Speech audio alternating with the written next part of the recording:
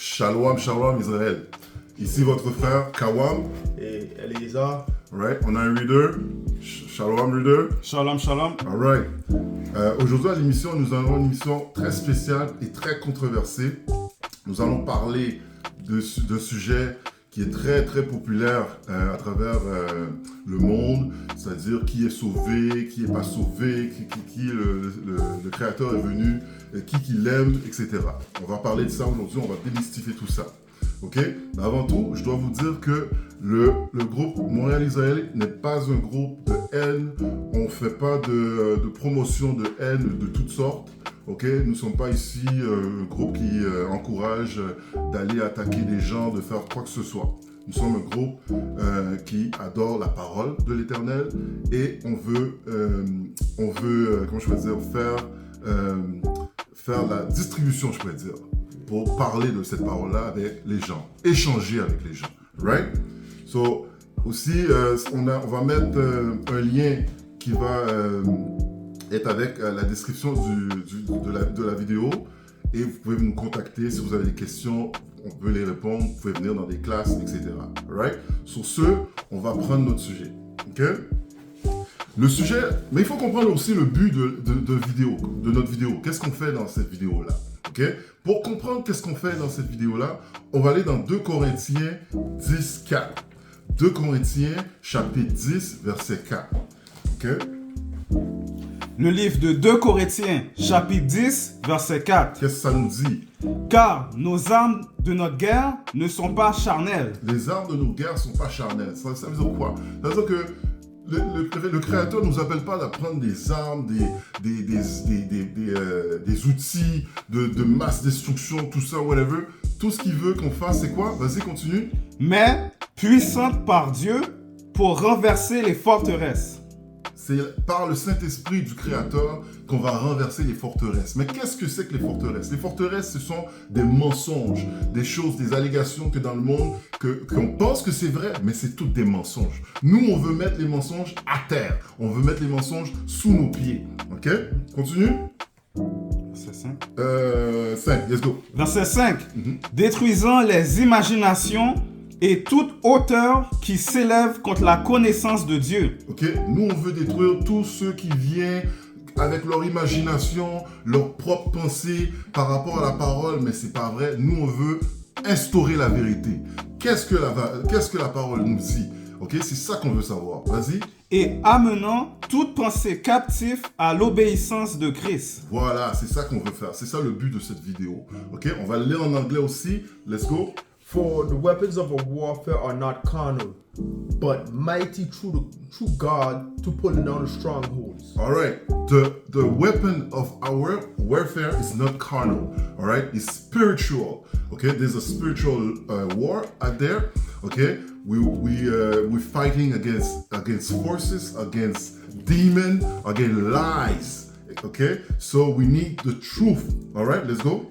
For number 5, casting down imaginations and every high thing that exalts itself against the knowledge of God. Okay, that's right. Okay. And bringing into captivity every thought to the obedience of Christ. Okay. Right here in this video, we need truth. All right. So this is what we're gonna establish in our video. All right. Okay. So on va aller voir dans Ésaïe 26. Ésaïe 26, 20, ok? Ésaïe 26, 20. Le livre d'Ésaïe, chapitre 26, verset 20. Qu'est-ce que ça nous dit? Viens, mon peuple, entre dans tes chambres et ferme les portes sur toi. Qu'est-ce qu'il dit? Entre dans tes chambres et ferme les portes sur toi. C'est-à-dire le Créateur ne nous appelle pas d'aller manifester avec du monde dehors, aller crier, puis tu sais, ah ouais, prendre un côté israélite, palestinien, on n'est pas là pour se battre avec qui que ce soit, ok? Dans le fond, le Créateur nous dit, rentre dans ta chambre. Ça ne veut pas dire reste coffré chez vous, c'est pas ça que ça veut dire. Ça veut dire que reste dans qu'est-ce qui t'appartient spirituellement. Tu n'as pas besoin d'aller t'impliquer dans des batailles qui ne t'appartiennent pas. Let's go.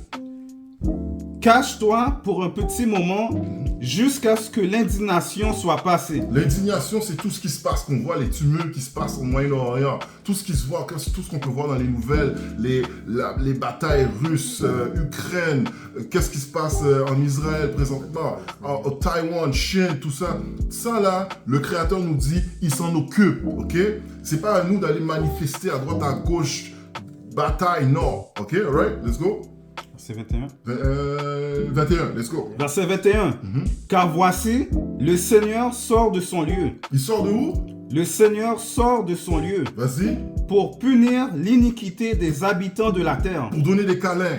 Pour punir l'iniquité des habitants de la Donner des terre. biscuits. Pour punir l'iniquité des habitants de la terre. Tenez ça en tête. Le Seigneur va sortir de où ce qu'il est pour venir faire quelque chose, pour venir punir, ok?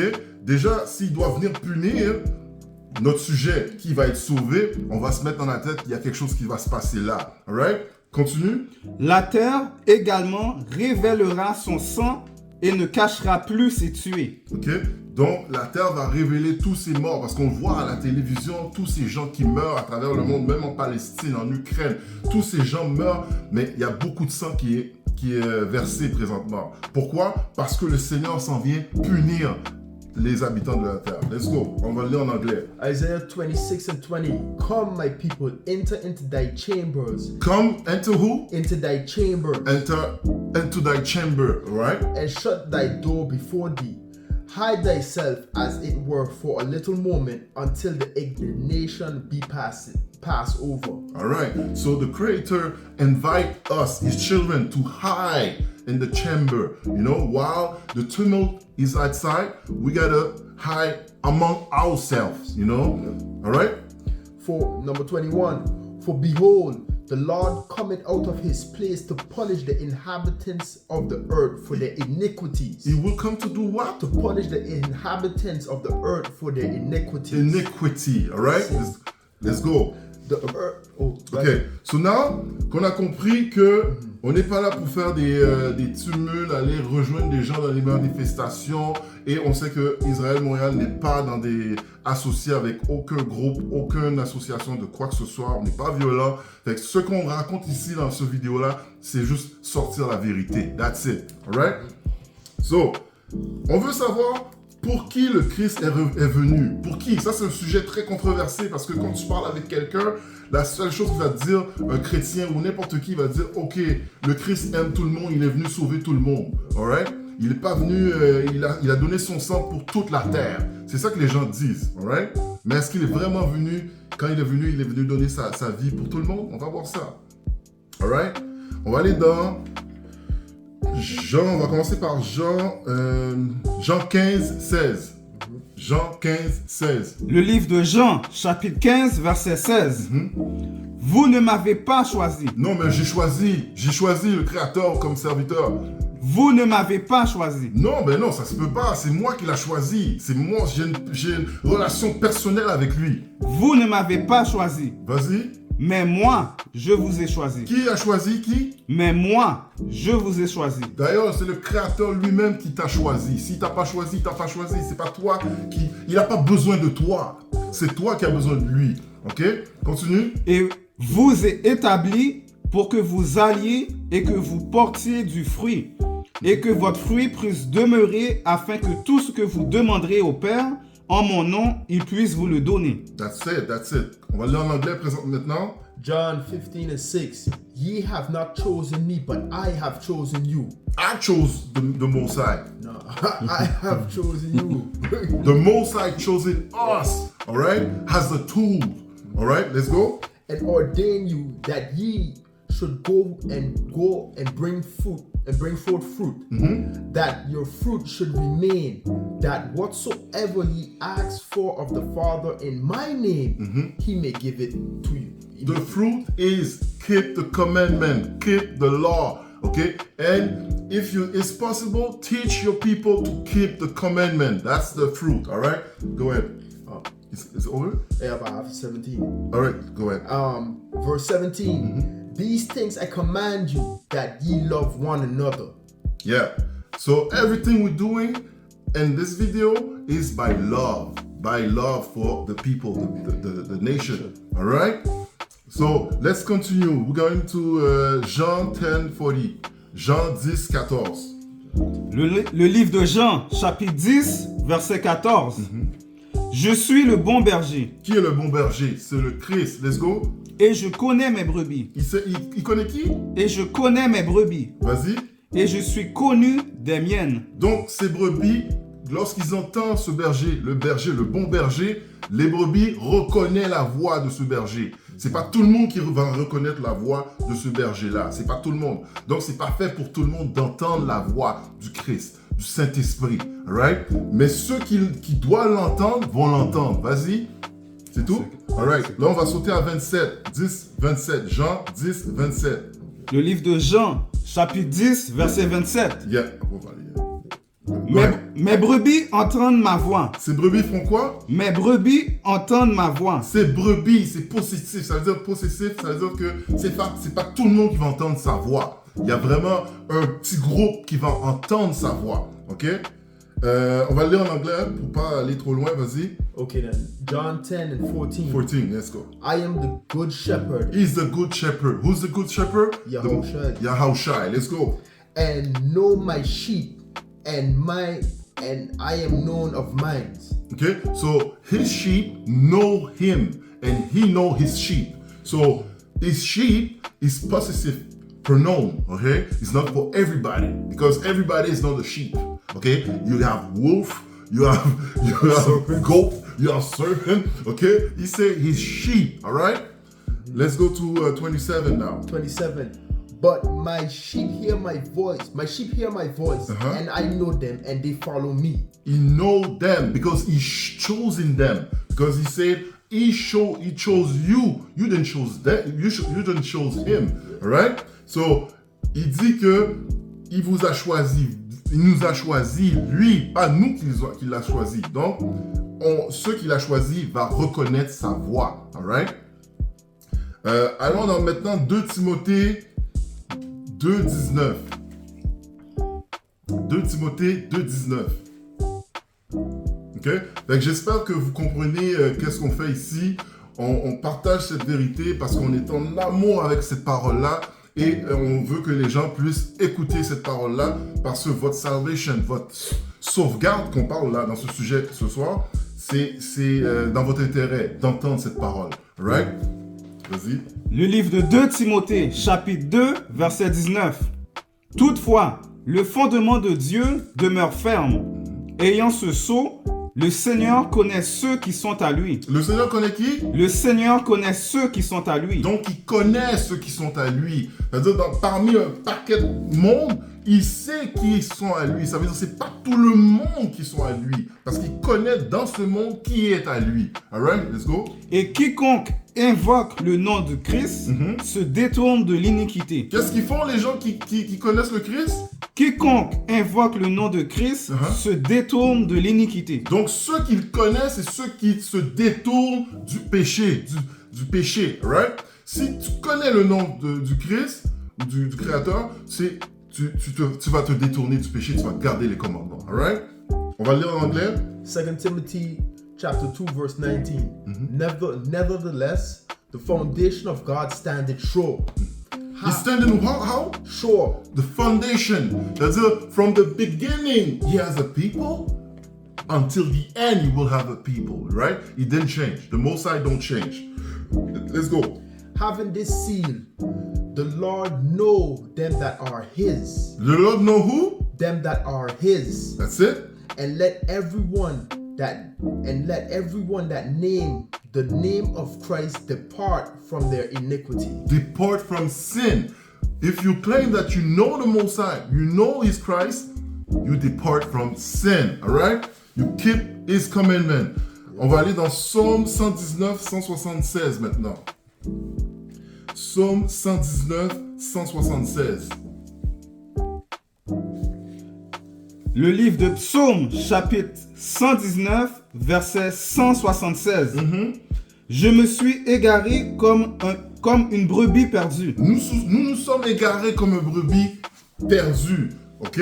Mais qu'est-ce qu'on demande au Créateur? Vas-y. Cherche ton serviteur, Cherche-nous. Ok? On implore qu'il vienne nous chercher. Alright? Vas-y. car je n'oublie pas tes commandements. Pourquoi? Parce que dans le verset précédent qu'on a lu, lorsque tu connais son nom, tu gardes ses commandements. Ceux qui gardent ses commandements, c'est ça qu'on veut. On veut que le Créateur vienne nous chercher. Alright?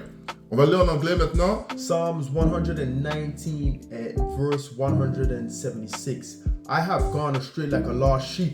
Yeah? Seek thy servant. Seek who? Seek thy servant. Let's go. For I do not forget thy commandments. Because he didn't forget his commandment. Alright? Ok? So là maintenant, on va aller dans Ézéchiel 34, 6. Le livre d'Ézéchiel, chapitre 34, Verset 6. verset 6. Mes brebis ont été errantes sur toutes les montagnes Nous avons été errants sur toutes les montagnes, c'est-à-dire dans tous les pays, dans toutes les contrées, aux quatre coins de la terre. Right? Vas-y. et sur chaque haute colline. Les collines, dans les villes, dans les empires, etc. Vas-y. Oui, mon troupeau a été dispersé sur toute la surface de la terre, Ok? et il n'y a eu personne qui les rechercha. Personne n'a eu pitié de nous. Lorsqu'ils nous voient là, dans des églises en train de gaspiller l'argent qu'on n'a pas, personne n'a pitié pour dire, yo, c'est pas ça, c'est pas ça. Parce que nous, on cherche, on est des brebis, on cherche à entendre la voix du Créateur. Mais il y a des gens qui sont là, qui viennent nous intercepter, qui veulent pas qu'on puisse atteindre le Créateur. Alright? On va lire, tu as fini? Personne qui les rechercha ou qui s'en enquit. Voilà, on va sauter à 16. Vas-y à 16. Verset 16. Je recherchais celle qui était perdue et Il a fait quoi? je recherchais celle qui était perdue Il recherchait celle qui était perdue dans le monde. Fait que c'est pas pour tout le monde. S'il doit chercher ceux qui sont perdus dans le monde. Vas-y. et je ramènerai celle qui était chassée. Ok? C'est nous qui étions chassés, qui étions haïs, qui étaient perdus dans tout le monde. On est encore perdus. Beaucoup d'entre nous sont encore perdus dans ce monde. Vas-y. Je panserai celle qui était blessée et fortifierai celle qui était malade. Mais je détruirai les grasses et les vigoureuses, je les nourrirai avec jugement. Voilà. Ça veut dire, bon, déjà dans le verset qu'on vient de lire, il n'est pas venu pour tout le monde s'il vient juste sauver ceux qu'il a cherchés. Alright? Alright? So, on va lire en anglais maintenant. Ezekiel 34:6. My sheep wander through all the mountains. The sheep is us, is his people, all right? We wander on all nation, among all nation. Let's go. And upon every high hill. Yeah, my flock was scattered upon all the face of the earth. That's right. And none did search. None did search. None have pity. None show us mercy, all right? Grace. So they take our money. They, what can I do? What can I say? They oppress us. Oppress us, all right? Go ahead. Or seek after them. Okay, 16. 16. It says, right, I will seek that which was lost and bring that which was driven away. Okay, this is not our own will. The Most High will search, will seek his sheep. All right, vas-y. And will bind up which was broken, and will strengthen that which was sick. But I will destroy the strong. I will destroy the fat and the strong. I will feed them with judgment. That's right. All right. So maintenant on va aller dans le prochain. On va aller voir Matthieu 15, 24. Ok, Matthieu 15, 24. C'est important parce qu'on veut savoir pour qui il est venu et qui est-ce qu'il aime tout le monde. Parce que déjà là, on voit qu'il n'aime pas tout le monde là. Ok, on va le voir là. Le livre de Matthieu, chapitre 15, verset 24. Et il répondit et dit, je ne suis envoyé qu'aux brebis perdues de la maison d'Israël. Ok, si je vous mets en contexte, c'est que les disciples marchaient et il y a une femme qui est venue chercher la pitié du Christ. ok? Mais le Christ ne l'a pas répondu, ok? Et qu'est-ce qu'il a dit, le Christ? Vas-y, répète. Je ne suis envoyé qu'aux brebis perdues de la maison d'Israël. De la maison de qui? De la maison d'Israël. De la maison d'Idon. De la maison d'Israël. De Chinois. De la maison d'Israël. Du monde entier. De la maison d'Israël. D'Israël. That's it, ok? On va aller dans Matthieu 10. Ok, on va le lire en anglais. Okay, Matthew 15 and 24. But he answered and said, I am not sent, but unto the lost sheep of the house of Israel. Of the house of who? Of the house of Israel. Of everybody. Of the house of Israel. It's clear, right? So next, we're gonna do Matthieu 10:5. Ou Matthieu 10:5. Le livre de Matthieu, chapitre 10, verset 5. Jésus envoya ces 12-là Il envoyait ses 12 qui? Ses 12 disciples. Pour faire quoi? et leur commanda, disant, n'allez pas sur le chemin des gentils. Mais non, allez voir tous les peuples. N'allez pas sur le chemin des gentils Il dit, va pas voir toutes les nations. Va faire quoi? et n'entrez dans aucune ville des Samaritains. Voilà, continue, 6. Verset 6. Mais allez plutôt vers les brebis perdues de la maison d'Israël. Allez plutôt où? Vers les brebis perdues de la maison d'Israël. Ok, tu vois, nous sommes son peuple, ses brebis. Ok? Et il lui fait une référence avec des brebis, des sheep. Pourquoi il fait cette référence? Parce qu'on est sans défense. Un brebis, un mouton, c'est un animal qui est sans défense. Alright? Il y a besoin de un shepherd ou, comment on appelle ça? Un berger pour le protéger, pour le guider. Ok? Sinon, c'est un animal sans défense. Pourquoi? Parce que son peuple est sans défense. Alright? On va le lire en anglais maintenant. Matthew 10 and 5. These 12 Jesus sent forth and command them, saying, Go not into the ways of the Gentiles. Go to the nation. Go not into the ways of the Gentiles. Teach everybody. Go not into the ways of the Gentiles. Go. And not into any city of the Samaritans enter ye not. It's specific, okay? It's for a group of people, not for the world. Okay, let's go. 6. But rather go to the lost sheep of the house of Israel. Of the house of Edom. Of the house of Israel. Of the house of Moab. Of the house of Israel. Israel only, alright? Là maintenant, qu'on a compris ça, ok? Là, on va aller voir, il est venu sauver qui vraiment? Là? Tu vois, parce qu'on voit qu'il donne son amour seulement à ses sheep, il a choisi ses sheep, ses brebis, c'est lui qui les a choisis, c'est pas nous qui les a choisis, qu'il a choisi, c'est lui qui nous a choisis, alright? Là, on va aller dans c'est quoi être sauvé? C'est quoi vraiment être sauvé? Ok? On va aller dans Luc 1, 67. Luc 1, 67 à 71. On va le lire. Le livre de Luc, chapitre 1, Chapitre 1, 67. verset 67. Ok. Ça dit, et son père, Zacharie, fut rempli de l'Esprit Saint, et il prophétisa, disant, Ok. Béni soit le Seigneur Dieu d'Israël. Béni soit le Seigneur Dieu de qui? Béni soit le Seigneur Dieu d'Israël. Continue. Car il a visité et racheté son peuple. Il a racheté qui? Car il a visité et racheté son peuple. Il a racheté son peuple seulement. Right? Il n'a pas racheté le monde entier. Sinon, il aurait écrit, il a racheté le monde entier. Mais il a racheté son peuple. Right? Go ahead. Et 71, tu as lu? Verset 71. T'as lu 67 à 60. Ok. Verset 69. Let's go. Et nous a suscité une corne de salut dans la maison de son serviteur David, comme il en avait parlé par la bouche de ses saints prophètes qui furent depuis le commencement du monde. Que nous devrions être sauvés. Nous devrions de quoi? Que nous devrions être sauvés de nos ennemis. Ok. Et de la main de tous ceux qui nous haïssent. That's it. Donc, qui est plus haï que nous sur cette planète? Ok? Les serviteurs du Créateur.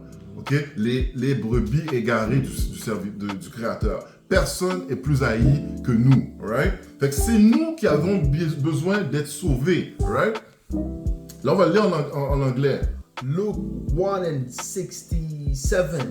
And his father Zacharias was filled with the Holy Ghost and prophesied, saying, Blessed be the Lord God of Israel, Of the world. the Lord God of Israel, Go ahead. for he had visited and redeemed his people. He visited us. All right. The Christ came. Okay. He gave his blood for his people. Right. Go ahead. 69, and raised up a horn of salvation for us in the house of his servant David. For us. All right. Go ahead. 70, as he spake by the mouth of his holy prophets, which have been since the beginning, since the world began, that we should be saved from our enemies. We should be saved from who? From our enemies. The enemy And from our enemies, and from the hand of all them that hate us. everybody that hate us. Okay? We need to be saved from. All right? So now, on va aller dans 1 Pierre 4, 18. Ok? Ok, déjà là, on sait que le sauver aussi, on va expliquer quelque chose un peu. Parce qu'on dirait que lorsque on parle du Créateur, on parle de Dieu, il n'y a aucune logique qui vient en compte. C'est-à-dire, on met la logique dehors. Ok? Mais pour tout autre sujet, on peut comprendre qu'il y a de l'intelligence, il y a de la logique, tout ça. Ok? Là, si on prend le principe d'être sauvé, qu'est-ce que ça veut dire d'être sauvé? Ok? Si je vous donne un exemple, ok? Je suis en train de me noyer dans une rivière. Ok?